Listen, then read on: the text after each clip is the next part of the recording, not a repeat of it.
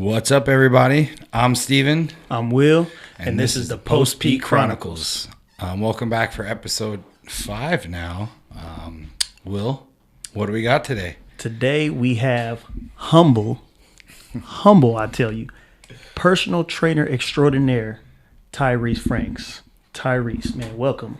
Thank you guys for having me. Thank you guys. It's truly an honor and a blessing.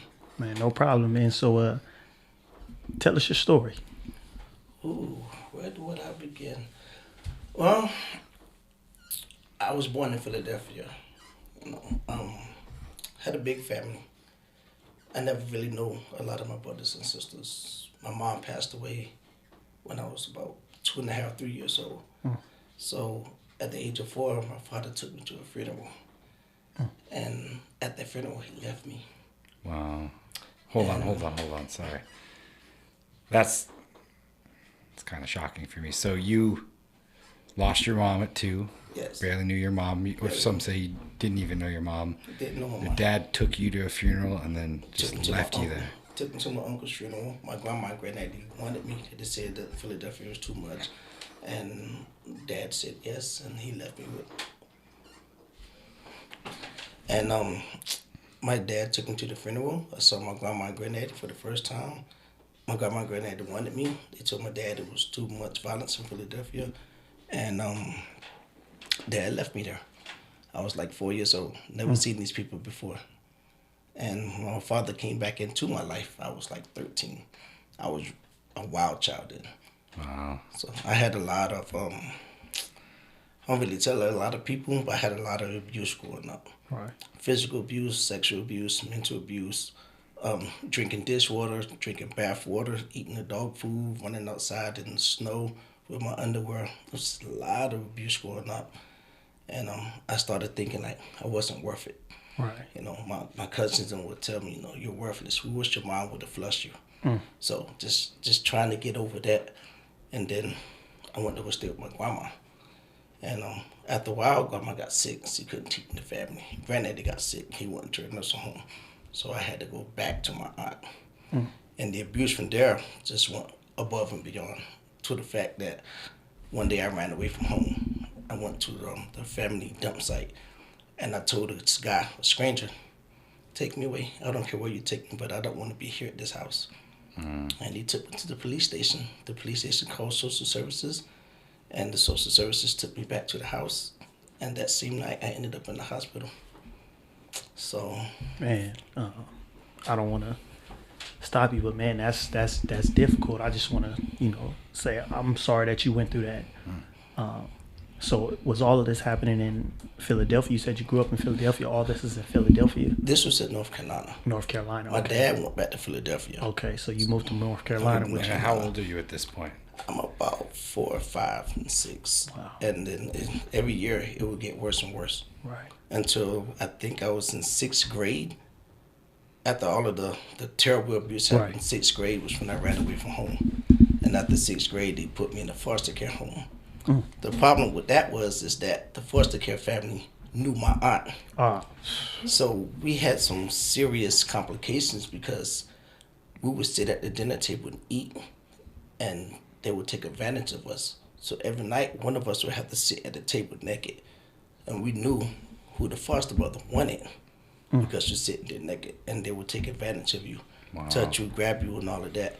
So one night I got tired, and I took a knife and I tried to stab them. So they put me in the hospital for, I guess you want to say crazy people, but they thought something was wrong with me. Something was wrong with you. Yes, but they didn't do nothing. Didn't do nothing. They didn't know the real story, They right? didn't know the real story. Or They didn't just believe the real story. Yeah, they were just like, nah, because the other kids are scared to tell. So it was like 4 of us. So you're in your early childhood. You've experienced loss of the mother, loss of the father, growing up in the foster care system, child abuse, sexual abuse, everything horrific that no one at any age should ever go through. Your cousin's telling you you're worthless. You don't have a safe place because you can't go to the authorities. You can't go to your foster parents. You can't go to your aunt. How does that make you feel as a kid, knowing like that's your current reality is I got nothing safe around me? As a kid, it crumbles you from the inside. and you're looking for like your own family. You're looking for love. So you end out searching for love. Whatever you can find that makes you feel comfortable and connected with someone, whether it's drugs, whether it's a gang, you're looking for that. Right. And that's what I was looking for. Did you find it? No, not really.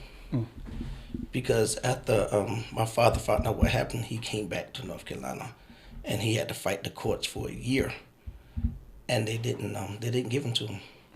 It was the woman that worked at the hospital. She quit her job. Her name was Miss Liz Ramos, and she adopted me, and she kept me. Okay, terrible abuse. Now someone actually shows that they want you. Yeah.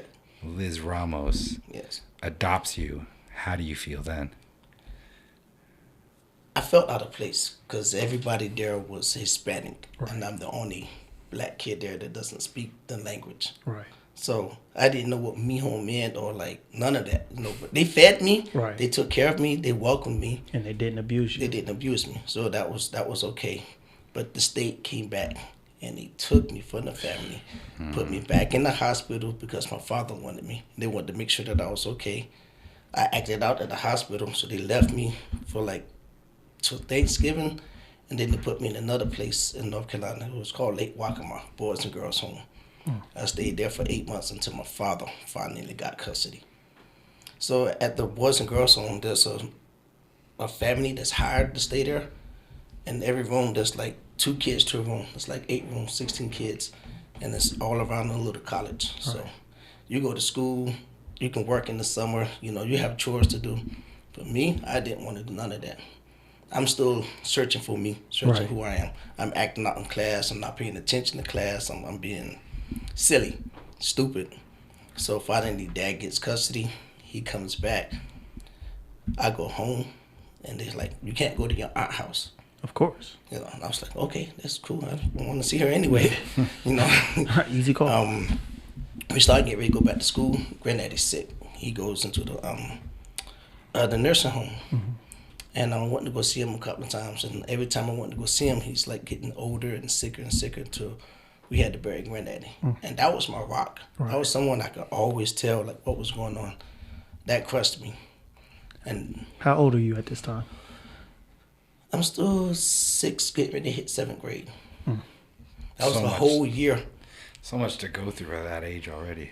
Yeah, that was a whole year. Some people go through in their entire life, and you're in the 6th grade at this time. Yeah, so when we got out of the Boys and Girls, so we did the 6th grade, everything was okay.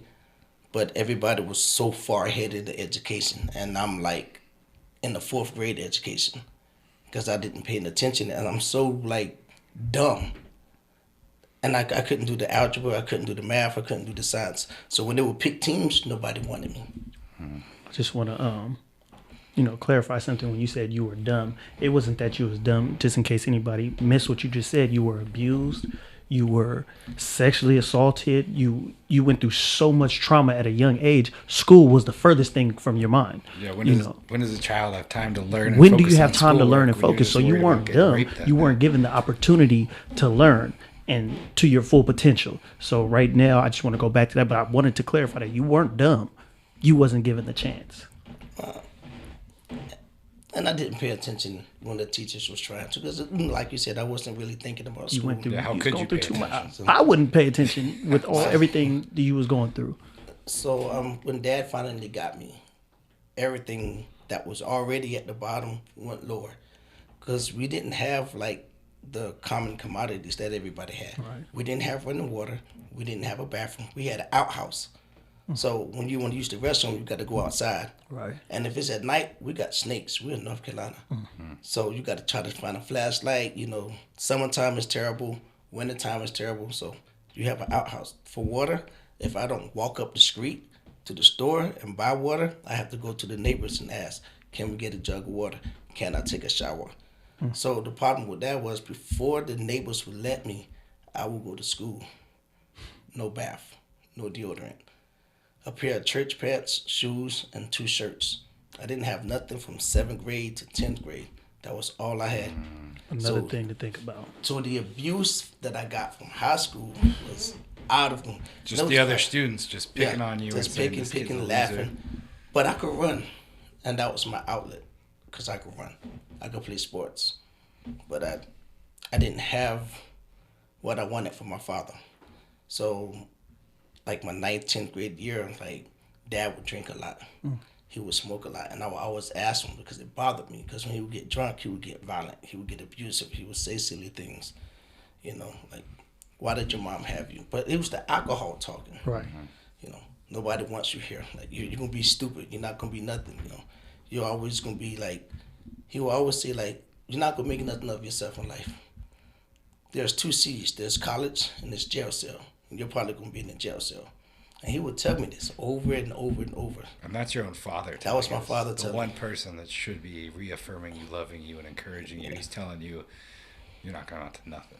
Yeah, so everybody didn't, like the family, they knew about the abuse, but nobody was stepping in to help. The neighbors knew, but nobody was stepping in to help. And then you said it was the alcohol talking. I mean, obviously you know that now, but at that time, that can't be how you thought. You just, this is how my dad is talking to me. It had to break your spirit and break you down. It broke me a lot. Right. It broke me a lot. Because I wanted him at that time, and even now, I still wanted him to be proud of me. I wanted him to accept me. And I know he loved me, but it wasn't what I was looking for as a kid. Right. So I always would act out because I wanted the love. I wanted the affection. I wanted the attention. Now you keep saying acted out, did bad things. That broke me. What was your version of acting out? Maybe for people out there listening and they have troubled kids or kids that keep doing the wrong things. And what is, you said you're acting out. What was acting out for you? Fighting in school, being disrupted in class, slamming the doors, trying to kill myself. Drinking cologne, drinking stuff to get attention in the classroom, just trying to freaking, I don't want to be here no more. You know, we'll cut my wrists. You know, Dad would have a beer or his alcohol. I would drink it at night to try to see if I could like pass out and go to sleep and wouldn't wake up. It was stuff like that because he didn't have me. He didn't know what I wanted as a kid. He only knew his style, but his style and me was 2 different people. I wanted love. I wanted affection. You wanted the things that you're supposed to get. So when my cousins, he came down and he wanted to like take me, and everybody said no because the state's giving you money, you get this. So that's a commodity because we get money. Right. So my father was sending me money. I found this out when I was in 11th grade. He would send me $500-$700 a month for money, and I never got it because my aunt took the money. Her and her son. What they did was bought a brick house with the money, but we wasn't allowed over there. So then your dad's version of loving you was, I'm going to sending support him. I'm going to send him money. I'm working hard on my end so I can support my son. You didn't see that. No. He obviously didn't tell you, and his actions didn't align up with you being loved. So you were just completely confused by your dad. Yeah. So I remember like they would tell my dad like, your son is an athlete. He can play sports. He can run. He can do football. He can do this. But I wasn't. I had the athletic ability. I didn't know how to put everything together to really like exceed in sports in school. Right. I was too busy trying to. I guess you want to say I'm too busy trying to deal with this pain. There's a hole on the inside and nobody knows. And the more people I tell, nobody knew. They didn't know what to do. Maybe at that time they didn't know how to deal with those issues that you were dealing with as a kid, and you were dealing with a lot of issues that some people never deal with these things in their entire life, and you're in middle school. And nor should they have to deal with it. Nor should they have. Yeah. That's the bigger point. Nor should they have to deal with it. So now you're in school. You say you start to get in trouble. You try to commit suicide. So let's say you're in high school. You're about to graduate. What's your life looking like? Terrible. It's still the same. I did meet a lawyer that I would work for over the weekend. In the summer, he would pay me. Somebody did end up donating a bag of clothes. It was secondhand. I finally got me a pair of Nikes. That's right. It was secondhand, so I'm happy. Right. The school took me because I was running really good in school, and they took me to the Foot Locker, and they bought me a pair of shoes. Wow. And we won, we did this, we lost, and I'm so focused on my pain that I'm taking off full speed, but not just on the track field, on full speed in life. And they will always say, like, slow down. You can beat these people. You can beat this. So first place, second place, third place, like it's going like that. But it was never a consistent thing.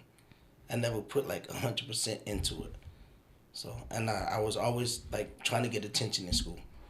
So, Coach Coley, he was my basketball coach, and he was the one that set me down as a father figure, and was like, "This is how we're gonna do this. This is how you got to do this. You got to start looking at your future." So, Coach Coley, for my high school basketball coach, was the man that became like a father figure to me. And to be honest with you, because of Coach Coley and Mr. Keith, that's why I graduated high school. That's right. And that's how I joined the military. Finished off went to college, but yeah, that's how that was. And I told my family, I told my dad, when I say graduate, you're never going to see me again. Man. And I told the neighbors, I said, tomorrow I graduate, you're not going to see me again, ever. I just want to highlight that right there, because everything, again, what you went through as a child to make it through all that and graduate high school, and it just took Coach Coley, and who else did you say? Mr. Keith. Mr. Keith and Coach Coley. So, man, if you see a kid out there, man, just talk to them, reach out to them. They're going through hard times, because obviously right here, this is a perfect example. You were going through so much at home, and it's just that one person or those two people just reached out to you, saw something in you, and helped you graduate. And the fact that you could finish high school, we've interviewed many people who was like, yeah, I got a 7th grade education, because they went through lesser than you went through, and somehow you still finished high school. I never finished high school. Yeah, well, another example.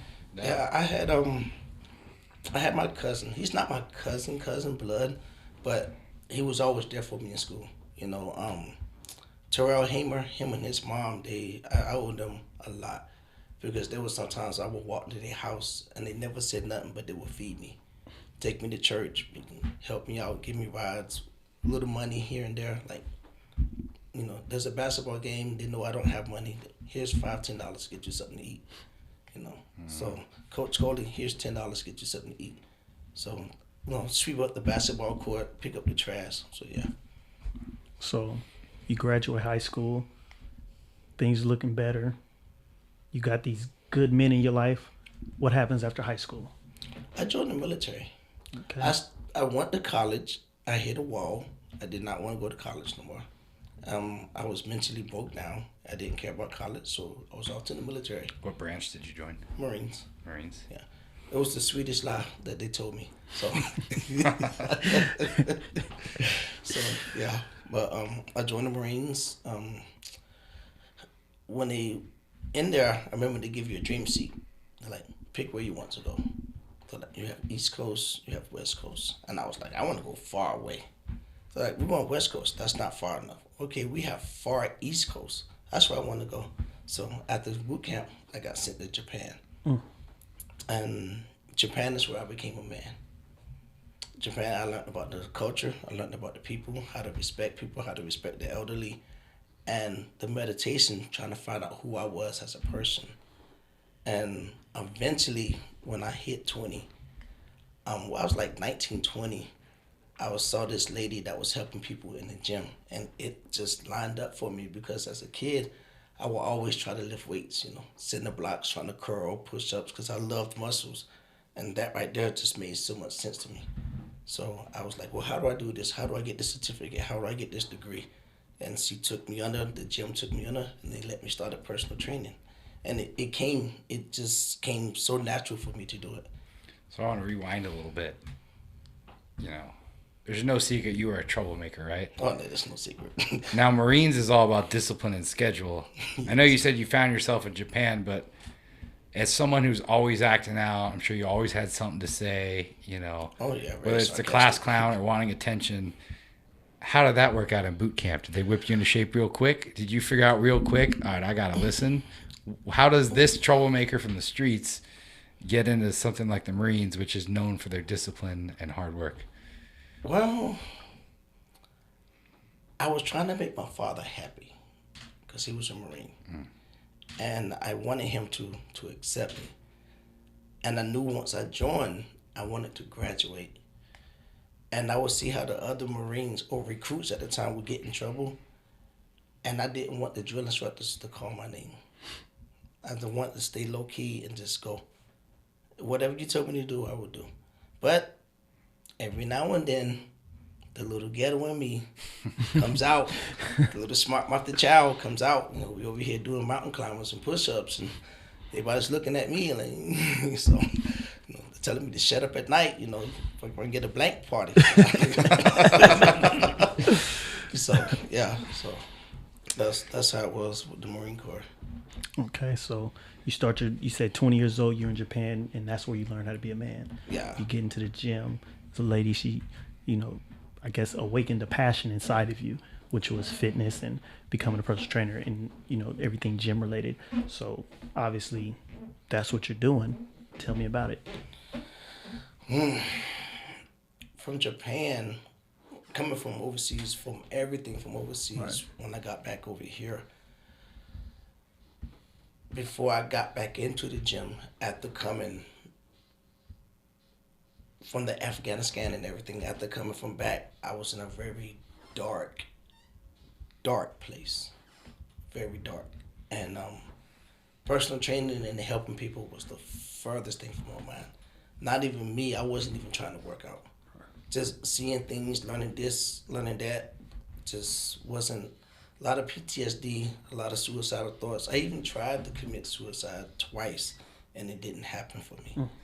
And I never forget it. I never forget it because the first time I had the military, the VA send me sleeping pills, muscle relaxers. So I'm having all of these bad dreams from overseas, the family, and I just can't deal with it. So I take 15 sleeping pills, and I drink Jack Daniels, and I go fill the bathtub up and try to go to sleep. And I stay awake for 4 hours. The muscle relaxers did not work. The second time I tried to put a bullet in my head, and the gun didn't go off. Wow. What that tells me, man, somebody had a bigger plan for you. Yeah, God's looking out for you. It's So- not time. I remember I was laying in my apartment. And I tell a lot of the young kids and the people in the church, I was laying in my apartment, I was on my stomach, and this presence was in this room. I felt something so warm and soft that touched my hand that my hand balled up, and I sat up and I was crying. And I went to the house, I went to the sink, poured all of the alcohol out, threw all of the pills away, opened my blinds up, and like that Sunday I went to church, just started changing everything around, doing meditation, slowly getting back into the gym, you know. But this time I'm womanizing. I'm drinking and I'm womanizing, but because of what happened, I'm kind of like, you know, let me slow down a little bit. You know, I met my first wife, and I thought this was it for me, you know, because I was happy, but I did it fast. I married fast. So how old are you at this point? I'm about 23, 24. We was dating. I didn't get married. And I got married at like 23. We had the baby at 25. Yeah, that was an eye opener because we were struggling financially. And I would go work, you know, certain jobs, but I didn't want to work in the gym. I didn't have that fire no more to work in the gym. I didn't have that passion no more because there was a lot of problems because a lot of the ladies would want to train with me, and my ex-wife would be like, no. So we would bump heads and fight about that. Right. So we I went back with the military, and when I came back, I was missing a kidney. Had my surgery. I got the scar. I got right here. This whole thing. I lost it. I don't have the kidney anymore. How you lose the kidney? I got shot. You got shot in the military when you was overseas. So you got out of the military, I was getting ready to go. got married, and then you went back into the military, re-enlisted? I was like TAD, get ready to go when like 9/11 hit. So I was supposed to get out in January. 9/11 hit. I did not get out. Because so 9/11 hits September. You're supposed to be getting out 4 months later. Yeah, and that never happened. Now you're going overseas. Yeah, that never happened. And shortly after that, you get shot. Yeah, so when I do come home, everything's different. She's not happy to see me. We're fighting. We're bumping heads. I'm getting out. Now I'm having all of this abandonment issues because you're not there. And you know, my dad had already left. Right. Me and him are not talking at all. So I haven't talked with the family at all. Unresolved issues. Unresolved issues. And I get a phone call that my grandma passed away. And the problem with that was grandma passed away like 7 months ago. And they just told me. So now the marriage is like this. So we separate. A lot of bad things happen. And I wanted to see my son one day. And she wouldn't let me. And we argued about it, fought about it. So when I freaking went to go see my son, he had like a knot on his head. He was crying. So me being a father, I want to know what's going on. Right. I know your boyfriend was there. I know your boyfriend hit my son. So, okay, when I see your boyfriend, me and him need to get down. I need that. Right. So, but California is not one of those kind of states where you can take the law into your hand. And I went to jail for 10 months. And I got out. They said they suspended my prison term. Got in a fight with him again. I violated my probation. They violated me and said, "Hey, you're going to the pen." So let's go back to the first incident. This guy lays his hands on your son. Yes. When I see him, it's on. It's on. It's on. So clearly, you see him. Yeah. And I'm assuming because you're the one that ended up in jail, it didn't end favorably for him. Not at all. No. And can't really do that. and you obviously caught a term for that. Yes. Get out. Yes. The guy's still abusing your son. Yes. And that's still... So So in your mind out. at that point, dude's still abusing your son. What's going through your mind? I just went to prison, but this guy's still abusing my son. Oh, simple. I'm going to put him on the ground. I Fine. already told him, there's a green light on your head. As soon as I see you, I'm catching you. I don't care who's with you. Your mom, your sister, your dad, your grandma. Who's ever with you is catching it. That was my mentality. So you wanted to kill him. Yeah. Because you hit my baby. You hurt my child. Right. And you knew it wasn't a one-time thing. Yeah, I knew It's it probably wasn't been a going on one-time the whole time you were in prison. Yes, I knew it wasn't a one-time thing because when I was in jail, which when I went to prison, and I'm doing my little 19 months because I had a 3 year, 6 months joint suspension. Joint suspension being if you stay out, if you do good, they'll suspend your sentence. But if you do bad, you have to do all the time that they had hanging over your head. But because I had the 10 months and another like 15 months in, you know, now I just got to do these 19 months. Right. So, but while I was in prison, I get these letters from the court, you know, your son is being malnutrition, your son is on ADHD meds, your son is being abused, your son is in the foster care home. And I can't do nothing. And I can't be there to protect him. So, I got that. And I had to swallow my pride because I'm angry, you know, like here I am. And the main reason why I'm in here, the first reason, is because I wanted to see him and spend time with him. And you said no. Now, you're not feeding him. He's this, he's that. All of this is going on. They're sending me all of these letters. So let me ask you this just for clarity's sake, because you said now you get it. So from what I'm hearing is, yeah, you wanted to protect your son. Yes. But in protecting your son, you may have put him in more harm danger. Because you took yourself out of the situation by going to jail. And now he's malnourished. And now he's malnourished. You know, foster care. Yeah. You know, I want to follow up on that question. So you took justice into your own hands, right? Yes. Now, is part of the reason you took justice into your own hands because as a child, justice never happened to any of the people that abused you, hurt you, assaulted you, sexually victimized you, and you told and nothing happened. So in one of the reasons in your mind, you're like, no one's going to help my son but me. This is my job. Is that maybe one of the reasons you also did it? Yeah. Because no one was there for you at that age to know what's happening to you. Yeah, so I'm a very, like, overprotective father. So, like, I want my son to know, like, anything happens, I'm there. If you need to talk to me, I'm there. So, after everything that happened, I was like, okay, I got 6 months to the pad. I'm excited. I'm writing him. Drew him a Spider-Man, let him know this, tell him that, tell him this. I'm not getting nothing back. And finally, one day, I get a letter from my brother. There's pictures in there. And he tells me, we buried Dad last week. Never got the chance to tell my dad I was sorry.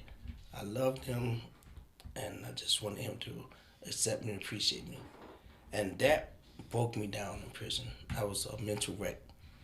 So when I got out, the first thing I wanted to do was see my son. Right. But, you know, I'm on parole, so there's terms and conditions that come with that. And she was being a little, I don't want to say the bad word, but she's being a little devil at the time. So you know what I We said? know what you want to say. Yeah. I said, fine. If that's how you're going to be, cool. I don't want to see him. I don't want to talk to him. I don't want to talk to you. I'm not going back to prison. I'm not losing my freedom. Whatever game you want, you can keep it. You can have it. So one of the things, everyone's got a different perspective on a crime, right? That they committed.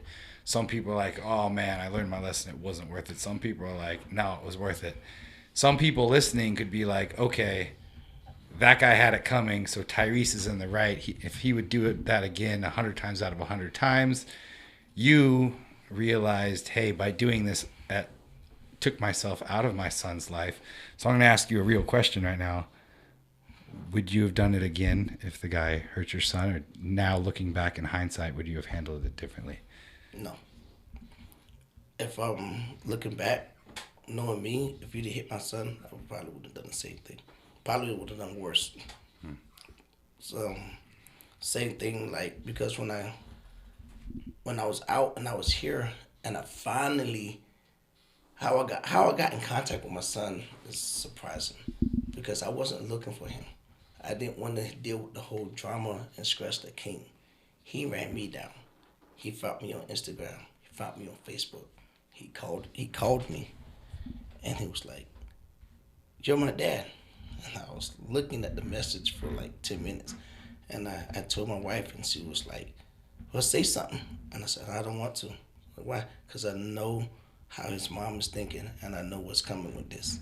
How old's your son at this point? He's about 13, 14. Okay. So I haven't seen him since he was like 6.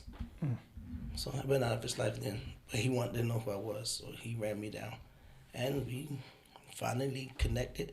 I drove 3 hours to go see him, spent the day with him, took him shopping, and the relationship was just growing. And then he tells me one day that the boyfriend doesn't like him. The boyfriend hits him. The boyfriend does this. I'm like, again. So, okay. I said, hey, I need to talk to your boyfriend right quick. So it's like, what happened? So just let me talk to him right quick. So it's like, okay. So he gets on the phone. Say, hey man, I want to tell you something. I've been to jail. I'm in prison over my son. If you touch my son one more time, I'm gonna be sitting in your house when you come home. And that was the last time.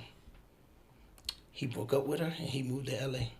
And so yeah. And that's how I feel. I mean, you're not gonna hear nothing from me on that, but your father protecting your son. So the relationship with your son is building. How's life looking now?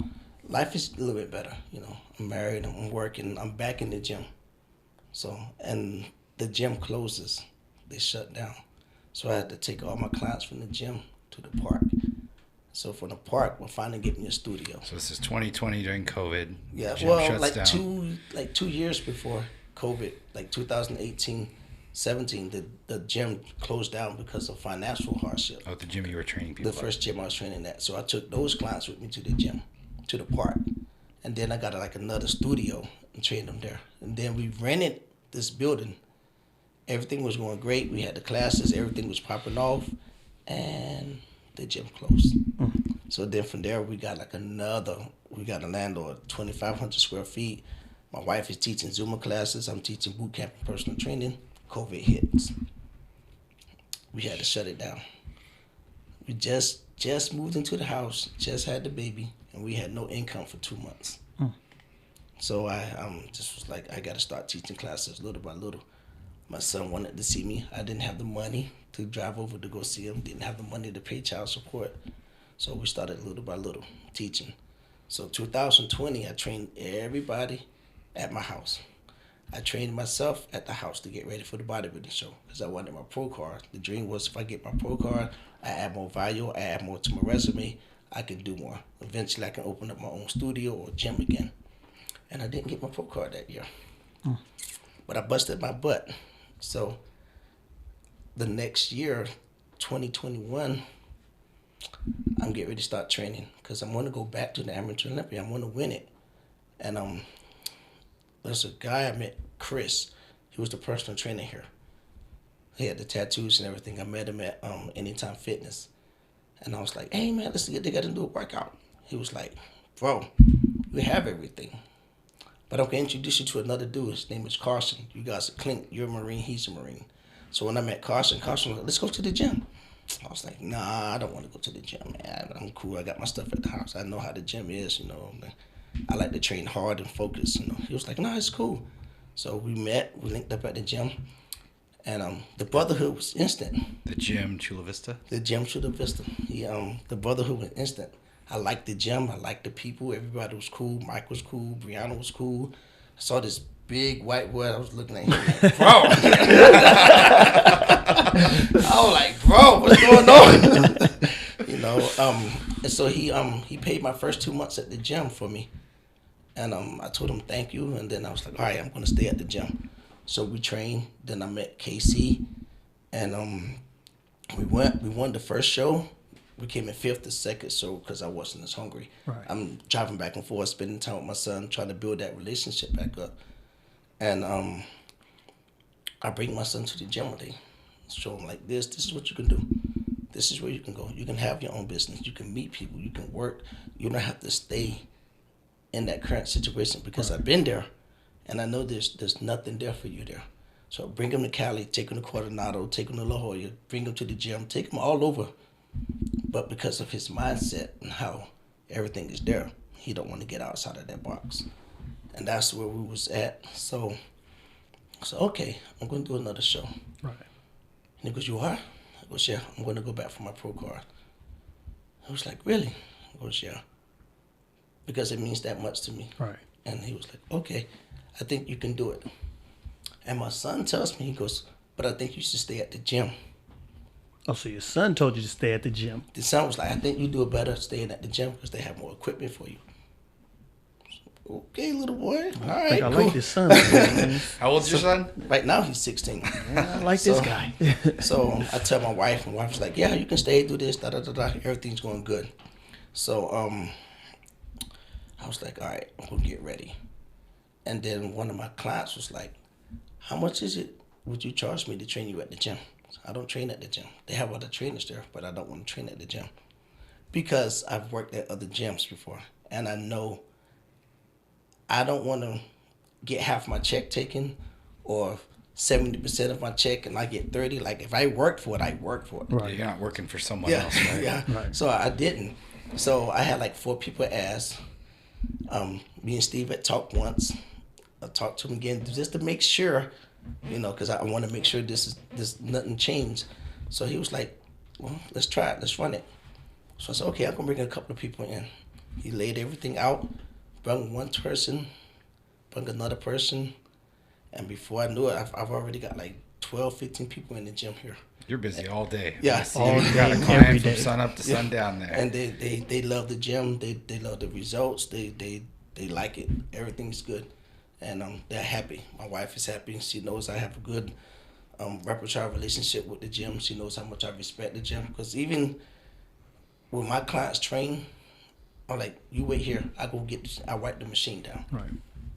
So I don't want to turn this into an advertisement for the gym, you know, but what I was going to say is one of our goals is, you know, the big CEOs of the big box gyms, they're all billionaires and they get rich by stepping on the little guy. You know, 60, 70 a session and you keep, you know, 15 of it. Our goal is I want everyone to succeed.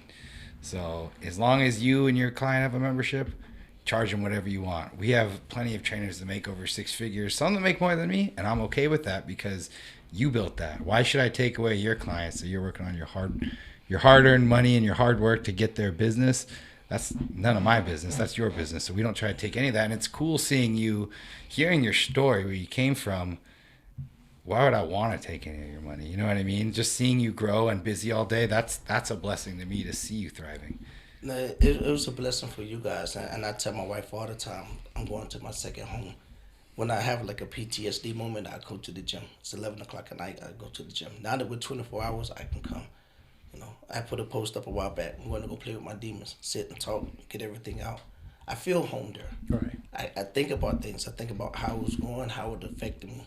A lot of the things that happened to me as my childhood, like I would never do that to a kid. How could you make a child drink distilled water or in your bath water? How did you make a kid take a bath in front of you and your son, and you guys are looking at him touching yourself while he's trying to take a shower? And there's no shower, so you put the water on the heater, and you just wash with a washcloth and soap, and you wash in front of them. There's no rinsing off. You got to take it off, and then you take the rag and wipe it off. To go through something like that. And then the male cousin pats you down and dries you off. So that's different. So sometimes when I come here, I have to be in the gym. Yeah, I just have to reprocess everything, and I have to constantly tell myself this wasn't my fault. Because sometimes I still feel like I'm searching for love. I want to find a connection. I want to be accepted. Or have shame. Yeah. One thing I say all the time, and I talk to Steven about this all the time, that this is post-P Chronicles, but that prison, is not just four walls and a sink. Yes. Your prison can be anything that holds you back, that makes you feel less than. And from what I'm hearing, and I'm sure you can agree, that your prison wasn't Donovan. Your prison was your childhood, your upbringing, the abuse you experienced, the no love from your father, from your family. That was the sexual abuse. That was your prison. And to overcome that and become the man you are today. And I'm not saying it's easy. I'm not for 1 second saying that it's all better, but man, it's just incredible, your story and what you came through in your prison. So tell me how that is to come through that prison and be on this side of it. Some days it's a blessing. Because the gentleman in the gym, I know you guys see how everybody talks to me, and I'm always positive towards them. What's up, bro? What's up, King? How you doing, family? You can have a blessed day. Hey, it happens, but you can get over it. And I tell people all the time, hey, no matter what, you're a blessing. You're worth it. Because I didn't have nobody tell me that. So to come through all of that, and sometimes I have a relapse because I'm thinking I'm not doing enough for the family. Okay, we don't have a Mercedes, so we don't have this, so we don't have that. But all of the bills are paid. And I tell my wife all the time, hey, baby, we're broke. We are broke. All our bills are paid, but we're broke right now. You have to wait till another week. And then we can go splurge and go shopping. But now, all of the bills are paid. So how do you go? I mean, I see where you are now. There was the prison. There was all the horrific, unimaginable things that happened to you as a kid. The real question I have, I think the bigger question is not the success, the work and all that, but how did you deal with the PTSD, the shame, your history, the family abuse? Did you go to counseling? Was there a moment? Do you have someone that you talk to weekly? Was there a psychologist? That's some heavy stuff you've been through, which a lot of people can't get through that without professional help. Right. So what do you do to deal with the PTSD and to deal with the horrific upbringing you had?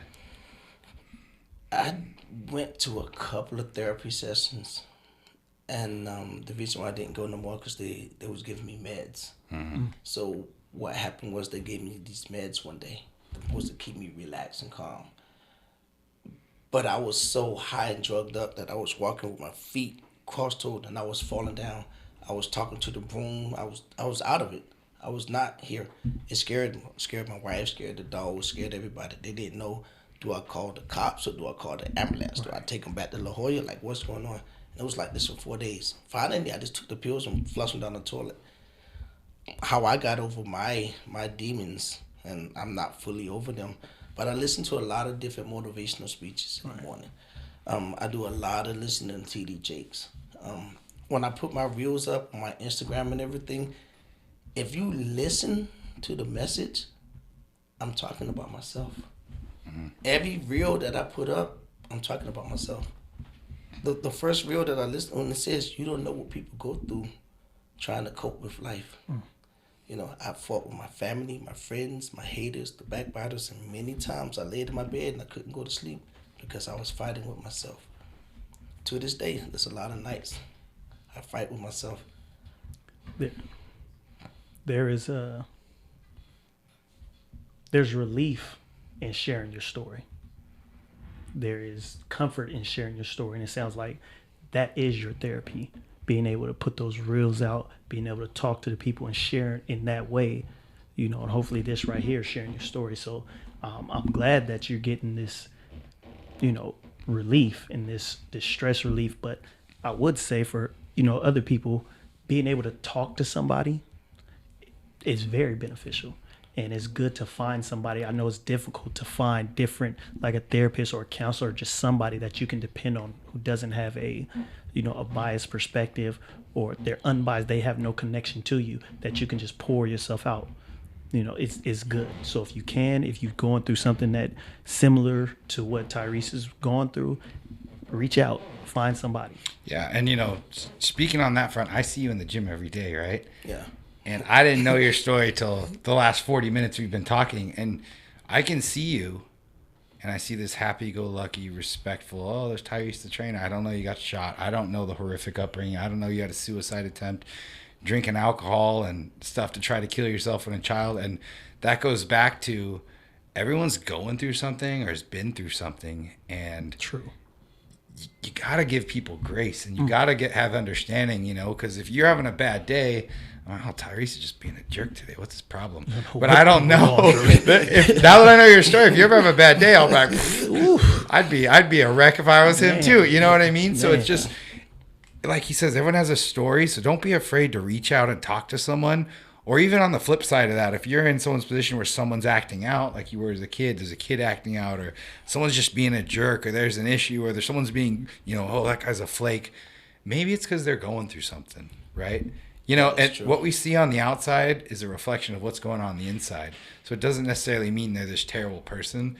There's probably something way deeper. And it's cool because now that I know your story and to see how you carry yourself in spite of that story. It's so much more impressive. Yeah, I'm so much more impressed, and I respect you so much more. Right.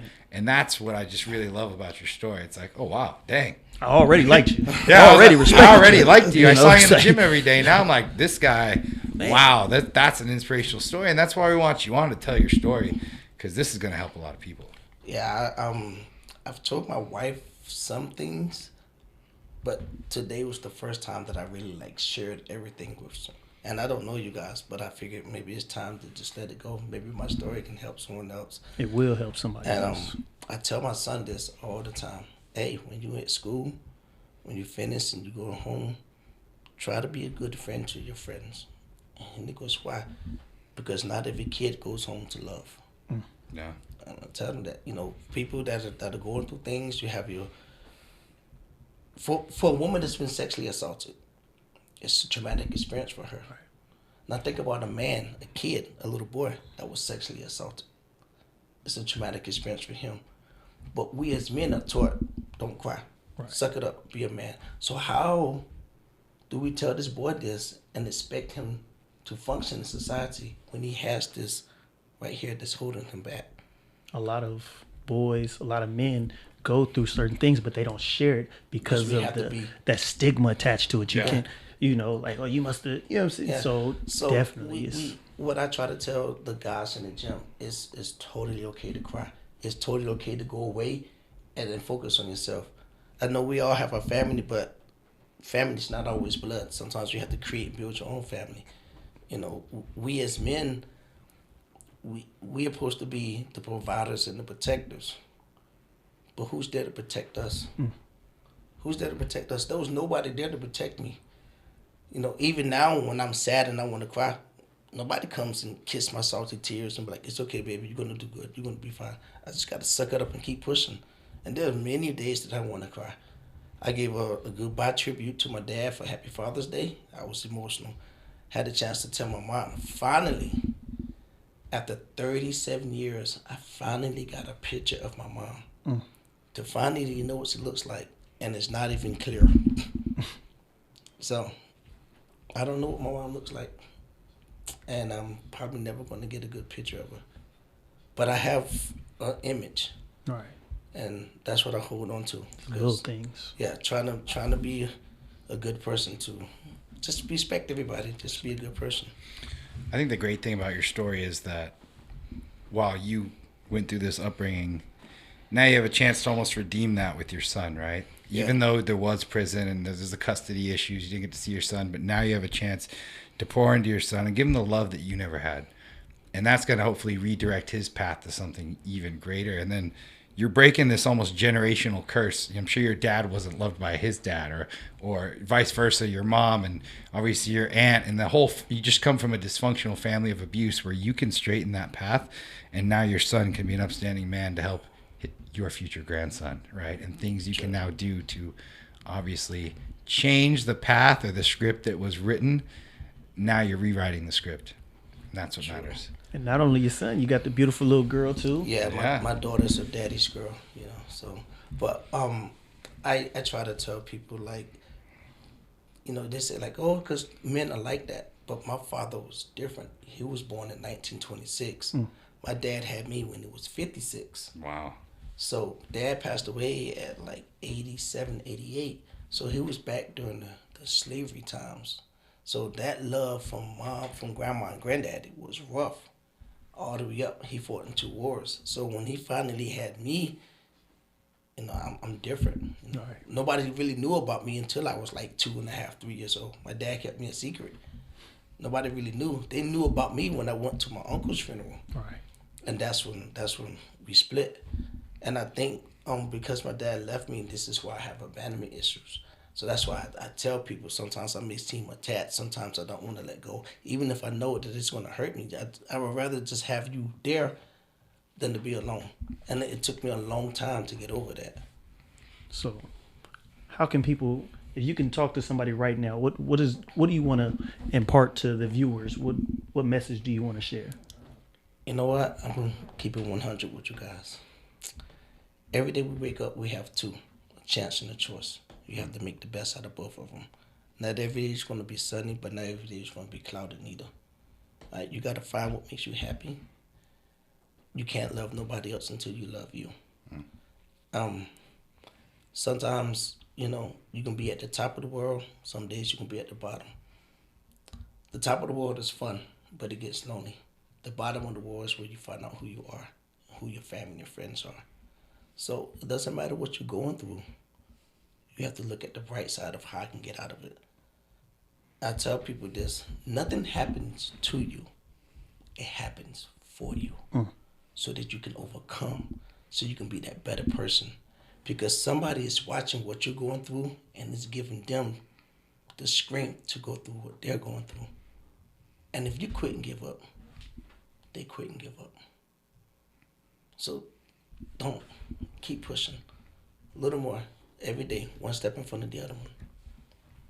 All right, well. I don't need nothing to add to that. Man, it was amazing, man. How can people reach you?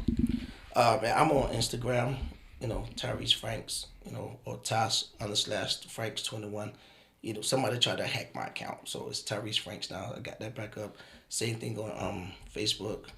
I have my cards at the gym, so my number's there. Everything's there. You know, if you really want to reach me, I'm in the gym every day, 4 a.m. The Gym Chula Vista. Gym Chula Vista. 323rd Avenue. 323rd Come Avenue. through. So I'm there. You know, I'm there. I will do my best to give you the best service, the best life coach advice, and be the best person I can be. All right, man. Thank you. No, thank you guys for having me. Tyrese, great to have you. It's an honor to have you. Honor. Proud you, that you're guys. part of the Chula Vista team at our gym, and we want you to be here for years to come. Yeah, no, thank you guys for having me. I'm honored, you know. You've been my motivation since I met you, so yeah. Now you're my motivation. You definitely my motivation.